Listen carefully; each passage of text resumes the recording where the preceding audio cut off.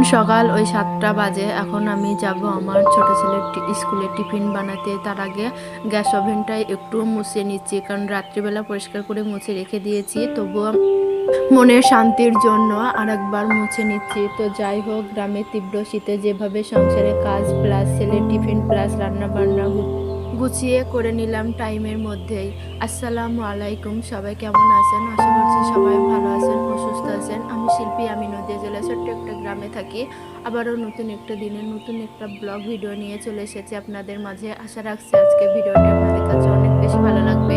তো অনুরোধ করছি ভিডিওটি না টেনে সম্পূর্ণ দেখার জন্য। তো দেখলেন আমার আগে আমি খামির মেরে রুটিটা বানিয়ে নিয়েছি মাটির চুলায়। তো এখন আমি সেই রুটি দিয়ে এগরোল বানিয়ে দিব ছেলেদের। তো আরিজ স্কুলে যাচ্ছে বলে শুধু ওকে একাই টিফিন বানিয়ে দিই না, সুরজও স্কুলে যায় কিন্তু ও টিফিন নিয়ে যায় না। তো তার জন্য ওকে আমি মানে যা টিফিন বানাই আর কি, তো দুই ভাইয়ের জন্যই বানাই, শুধু একার জন্য বানাই না। তো সেই কারণে আমি এখানটায় 2টা এগরোল বানিয়ে নিব। আর আমার এখন শীতের সময় তো খেতে ভালো লাগছে না। এখন শীতের সময় মনে হচ্ছে শুধু কম্বল মুড়ি দিয়ে শুয়েই থাকি, কিন্তু কী করবো, আমাদের কাজগুলো তো করতেই হবে। আমরা যেহেতু হাউস ওয়াইফ, আর হাউস ওয়াইফ যারা আছেন তারা মানে তাদের তো কাজই হচ্ছে সংসারের কাজগুলো করা, তাই না? তো তার জন্য প্রচণ্ড শীত বা গরম যাই হোক না কেন কাজগুলো করতেই হবে, ঝড় বৃষ্টি যতই যা হোক না কেন। তো সেজন্যই দেরি না করে খুব সকালবেলায় উঠে পড়েছি। তো তারপরে কাজে লেগে পড়েছি।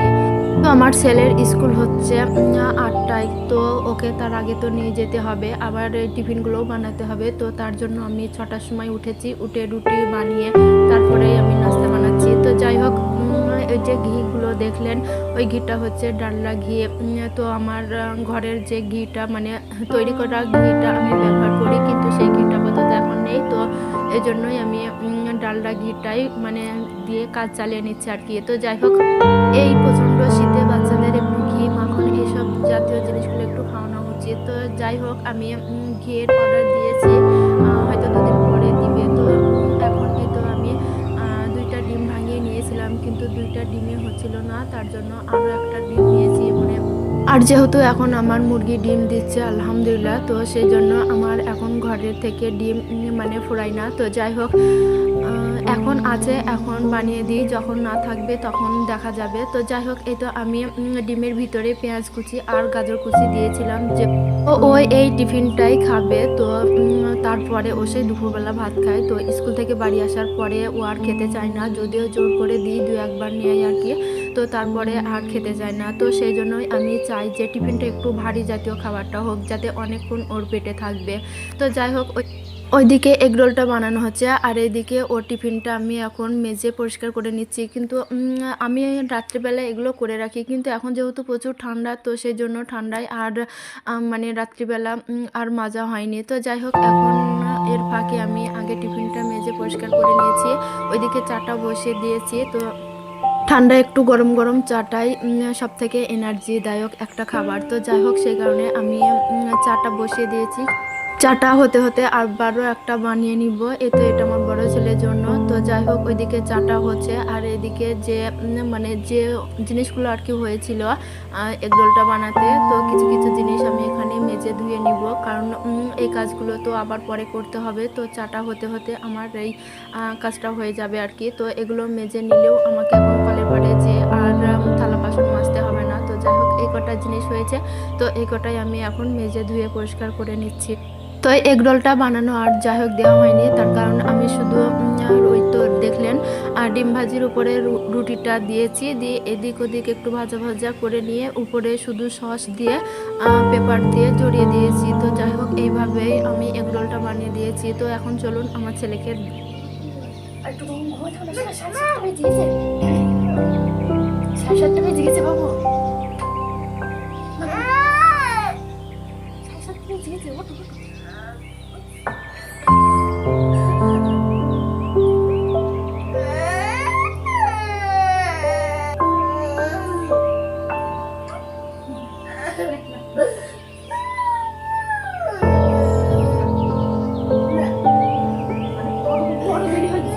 তো যাই হোক, তো দেখলেন ও ঘুম থেকে উঠতেই চাচ্ছিল না, তো জোর করে আমি উঠিয়ে দিয়েছি। তো সেই থেকে কান্না করছে আমি স্কুলে যাব না, আর আমি আরেকটু ঘুমাবো। তো যাই হোক, এখন তো প্রচুর এখন তো প্রচুর শীত করছে, বাচ্চারা তো উঠতে চাইবে না। তো আমাদেরই তাই, মানে আমি অত সকালে উঠেছি এই কাজগুলো করতে যে আমার হাত কাঁপছিল।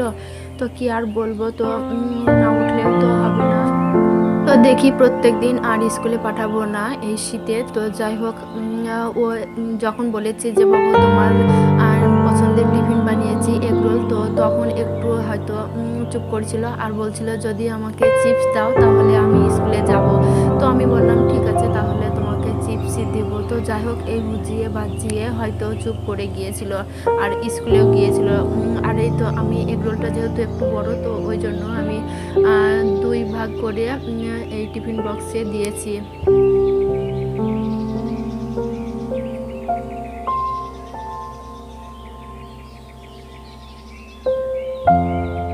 এখন দেখুন ড্রেস পরে কত সুন্দর লাগছে, তাই না?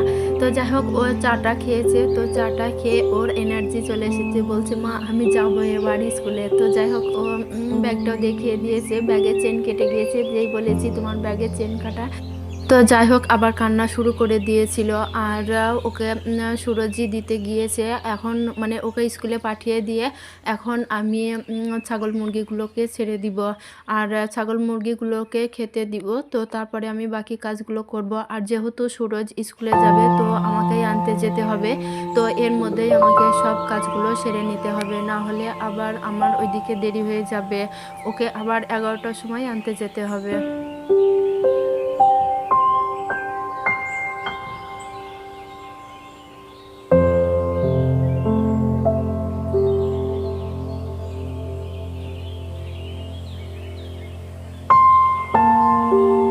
আর এখন এই মাছ কটা দেখছেন, এই কটা কালকে আমার ছেলে খালের যে মানে খাল ছেঁকছে এখন সবাই মিলে।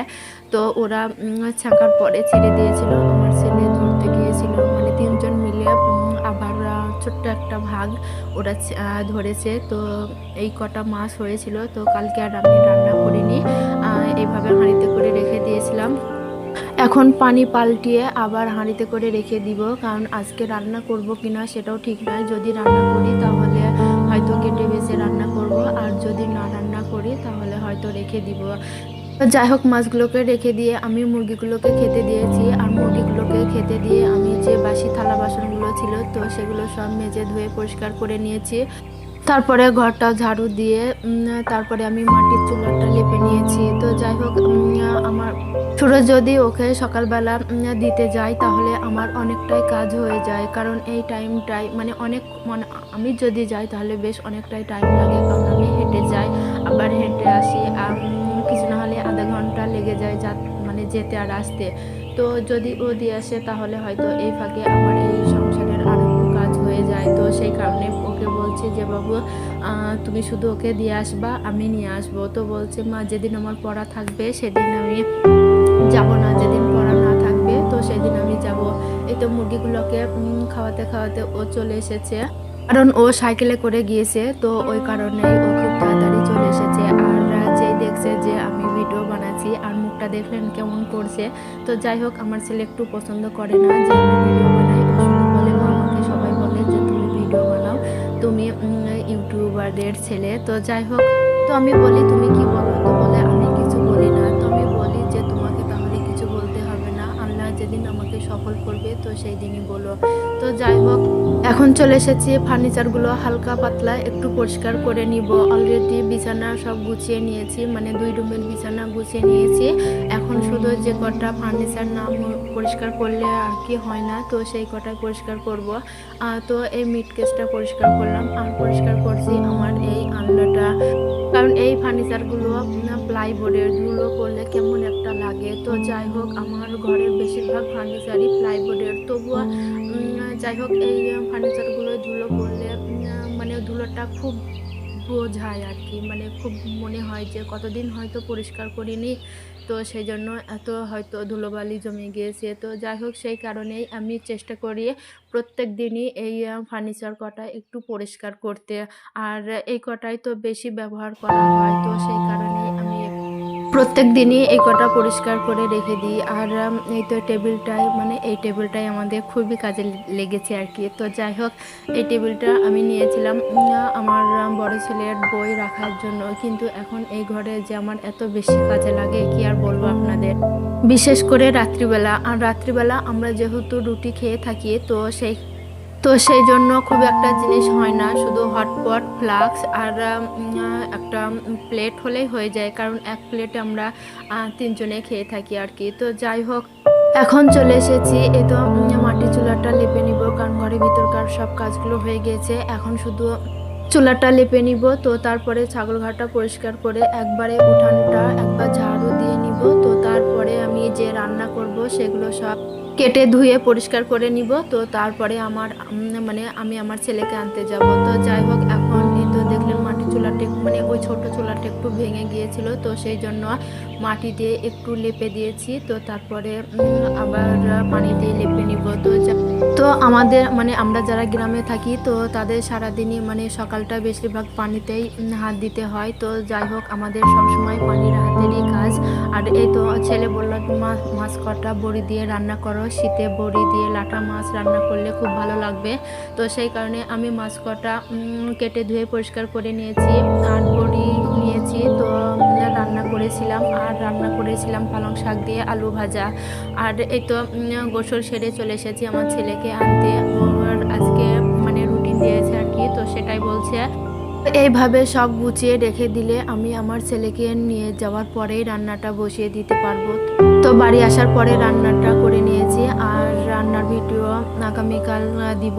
আর এই তো ছাগলকেও খেতে দিয়েছি, অলরেডি সকালবেলা একবার দিয়েছি। আর এখন মানে সব কিছু কাজ কমপ্লিট করে তো তারপরে আবার একবার দিয়েছি। তো এই টাইমটাই আমি আমাকে দিব, মানে এই টাইমটুকু আমি যদি ভিডিও এডিট করার থাকে এডিট করি, না হলে অন্য কারোর ভিডিও দেখি। তো যাই হোক, আজকে ভিডিওটি এখানে শেষ করছি। দেখা